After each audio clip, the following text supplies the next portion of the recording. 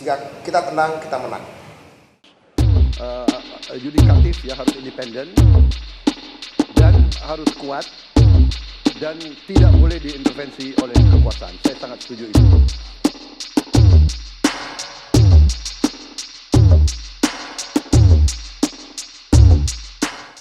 Jadi satu hal yang kami tangkap bahwa target kami tercapai. Pak Prabowo tampil dengan ketenangan, karena dari ketenangan akan bisa lahir kemenangan. Dari tenang ke menang, itu prinsip kami. Prinsip debat kami hari ini adalah, bukan hari tapi dalam Pilpres 2024 ini, jika kita tenang, kita menang. Pertama, tentu saja kita dimungkinkan untuk tenang karena survei kita unggul, ya, survei kita unggul.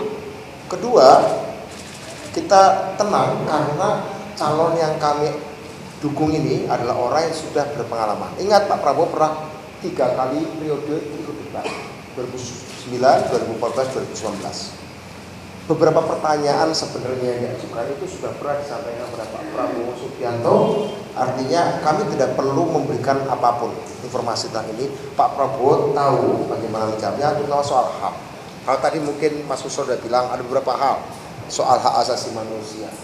Ketika soal hak asasi manusia, Mas Ganjar bicara ketegasan, Pak Prabowo tegas mengatakan.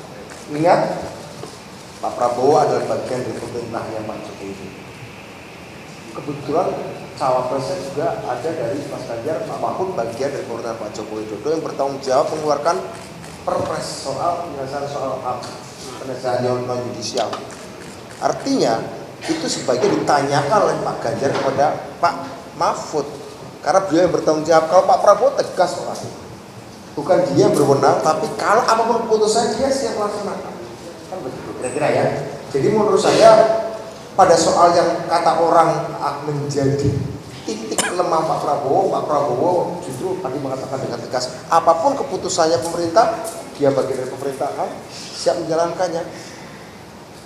Jika berkaitan dengan apa-apa yang akan beliau kerjakan saat terpilih jadi presiden, sudah jelas tadi soal korupsi, bukan cuma KPK, penguatan lembaga kepolisian, kejaksaan, dan lembaga-lembaga yang lain akan beliau perkuat.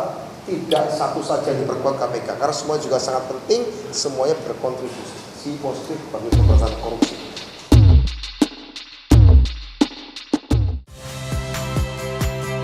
Saya Magister Tarigan. Saksikan program-program Kompas TV melalui siaran digital, pay TV, dan media streaming lainnya. Kompas TV, independen, terpercaya.